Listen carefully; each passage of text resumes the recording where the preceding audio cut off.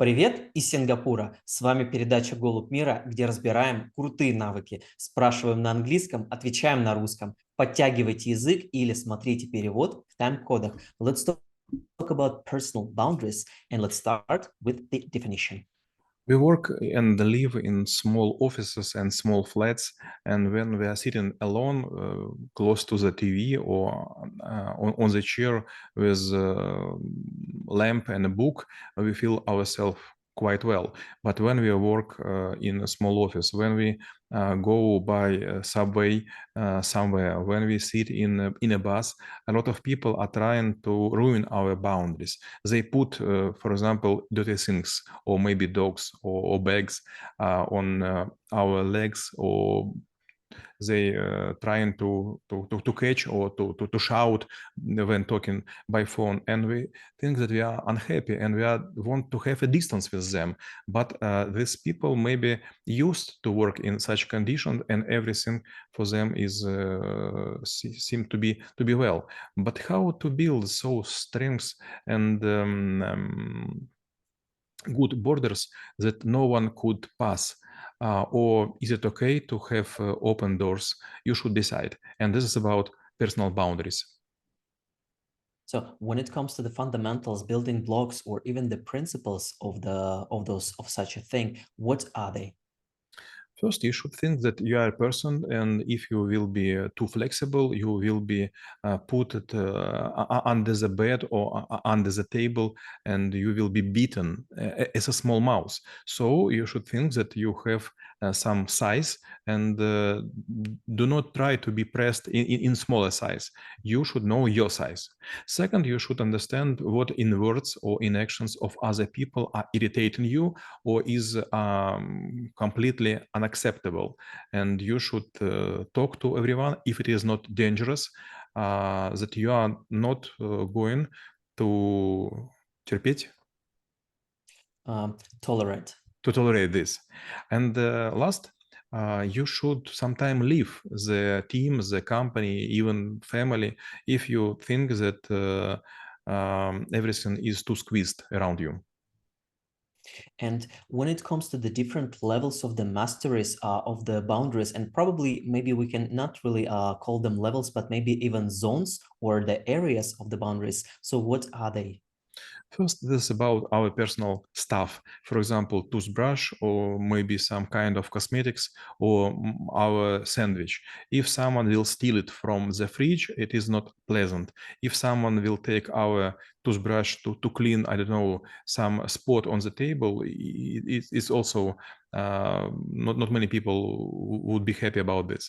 Second, this is about thoughts or words. For example, you have some religion, maybe you have some national особенности, Specifics. some national specifics, and you do not want someone to be laugh at it.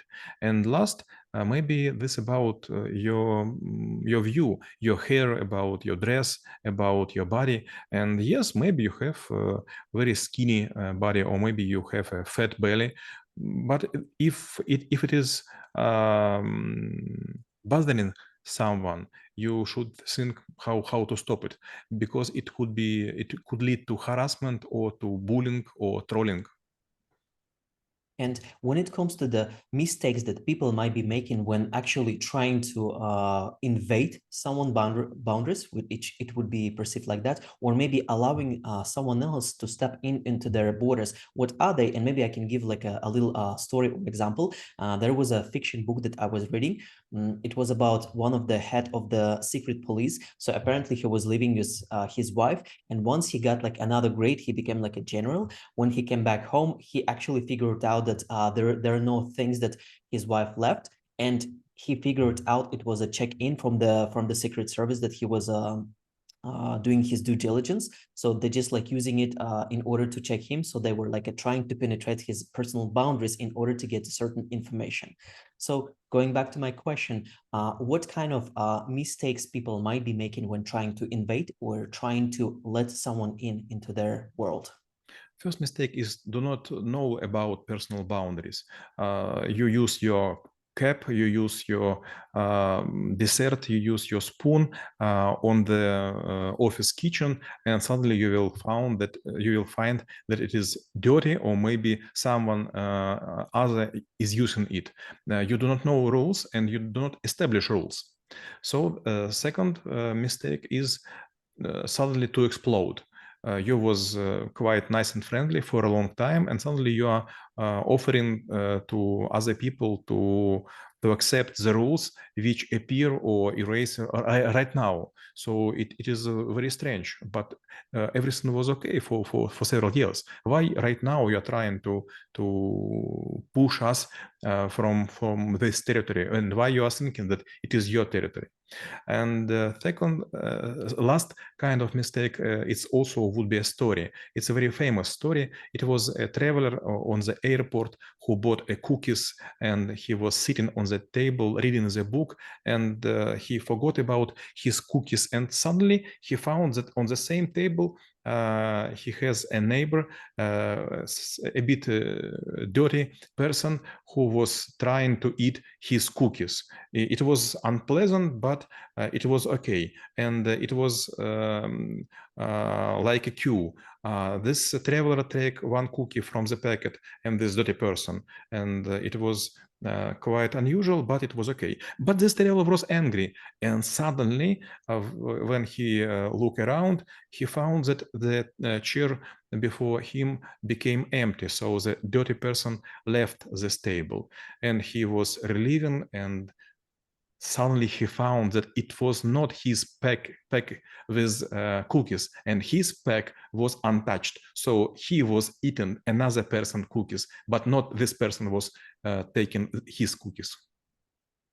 This is a funny story indeed. And when it comes to developing your own set of rules, or maybe like a procedures in order to, like accept someone, or maybe going into someone's place, what should be the mindset here for developing such rules for yourself? First, you should be a very consistent person. So you should understand that if you have demands for the world, sometimes the world or other people will not accept your rules, and you will ask, you will shout, you will be angry, but no one will listen to you and even can laugh. So you should be a worse people to listen. You should improve your weight. You should improve your expertise. You should improve your behavior. You should be pleasant. You should be important for other people. If not, your boundaries will be ruined in a minute.